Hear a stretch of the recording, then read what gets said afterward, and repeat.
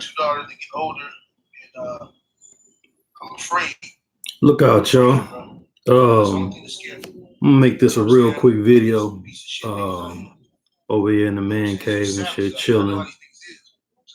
Listen to 78's live stream. Let me turn this down. I didn't want to do it while he was streaming, but I wanted to get this little post fight video done and out the way for Shakur Stevenson versus um, Alberto Guevara. Um, as we all know, they had a lot of trouble trying to secure an opponent for Shakur Stevenson, and for good reason. He's a very solid southpaw fighter, decorated amateur, um, and Bud Crawford, who was a pound for pound best fighter in the world, ranked pound for pound the best fighter in the world by most, has basically taken this kid under his wing and just showing him the ropes on how to conduct himself as a professional inside the square circle. And it's been shown in the ring. What's up, D Style? So when you see Shakur Stevenson in the ring fighting, to me, I'm more impressed with him the way he's been the way he's been fighting as a 11-0 now 12-0 prospect than some of the champions out there, because I mean, he sets up his attack up and down like a true professional. The one thing I would like to see him do a little bit better is cut the ring off, because it looked like he was just following the guy around everywhere he went instead of cutting him off at the cross and, closing the distance and getting that boy out of there. But Rivera came in. He made the weight. He took the fight on 8 days' notice, but he made the weight. And shit, he would, I would say he came to fight, but I'm not sure if that was the story or not. But being he did make the weight, but he looked rather soft around the midsection. So Shakur Stevenson, a prospect, picked up on that. I'm sure his corner probably told him, hey, test that body out or not. I don't know, going downstairs. So what he did was he mounted his attack from the body up. Guevara was moving around the ring, trying to get away, trying to box. What's good, Zone? I ain't seen you in a minute, bro. Just chilling, bro. Just living. You know what I'm saying? But he had his hands up good, so the headshots wasn't just available for him right off the bat. So Shakur Stevens, like I said, mounted his attack from the body up, and he kept attacking the body. I mean, with a variety of different attacks, even great combination punches to the body. In fact, with the first knockdown, he hit the guy with the straight left and then the right hook because he was southpaw. Um, he hit his body with a straight left and a right hook, and that's what put him down for the first knockdown. And when he got up, all he did was continue to set up attacks to the body, eventually getting the guy out in the third round. The guy went down. It looks like he could have made the count, but you don't know how bad these guys are hurt. Only he knows what's going on with his body. And he popped up at the count of 10 right when the ref was waving it off. But we've seen that thousands of times before. He really didn't want no more trouble. Now, it's a good name to have under Shakur Stevenson's ledger, know what I'm saying, being that he's just a prospect. We know Guevara from when he was at bantamweight, and I believe his first title shot was against Leo Santa Cruz, and when he was about 16-0, fighting for a world title. And Santa Cruz did what he had to do and beat his ass and defended his title. But Guevara also fought Emmanuel Rodriguez, who was undefeated at the time as well, and he would beat Guevara. Emmanuel Rodriguez went on to win a world title, and we just saw him get pressed out by Nyosha Inoue, getting KO'd in 2 rounds. And that would and that's what made Inoue a unified champion in three. And this is his third division of being a champion. Inoue, that is, with only 18 fights. That's impressive in his own right.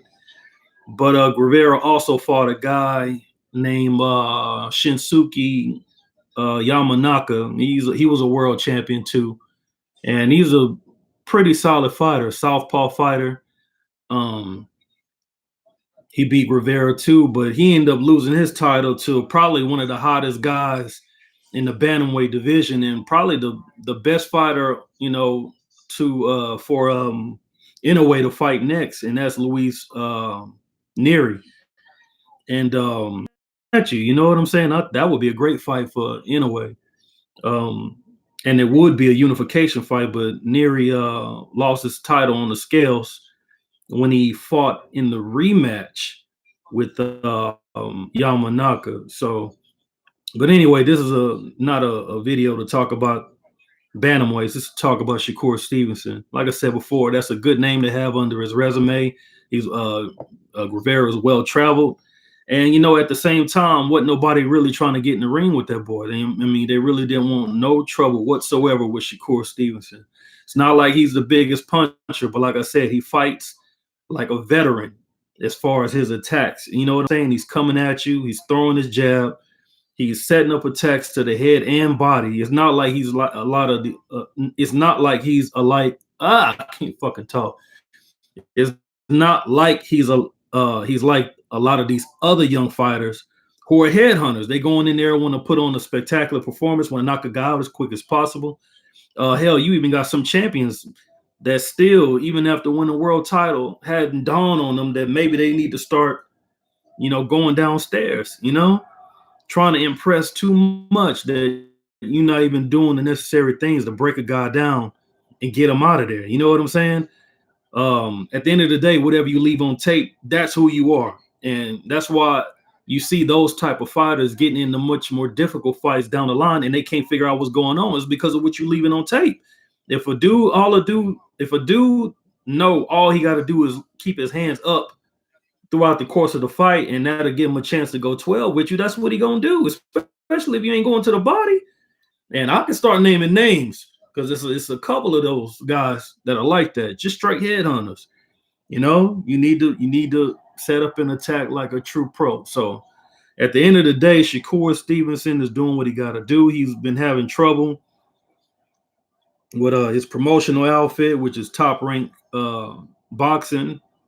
And a lot of people are saying that Top Rank don't know how to promote black fighters in this modern era, and I'm with that 100%. In fact, I first brought that to the forefront years ago when I used to co-host Rope-A-Dope Radio with D-Style, Joe Habib, and Chris Carlson. I said it back then that Top Rank don't know how to promote black fighters in this modern era. I said it then. That's back when he had the Peterson brothers, Lamont and Anthony. And it holds true to this day. You know what I'm saying? I went to Top, but one thing I can say for sure is that PBC is on to something, and they weren't on to something simply when PBC started. It started when Golden Boy was pretty much the major promotional outfit out there, and they had Richard Schaefer. Richard Schaefer used to drop a lot of gems on the mic, and a lot of people didn't pick up on it.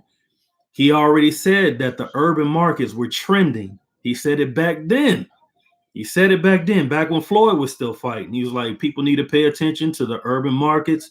They're trending. And he wasn't lying, because next thing you know, Adrian Broner would sell out arenas in Cincinnati. And then Terrence Crawford would sell out an arena in Nebraska.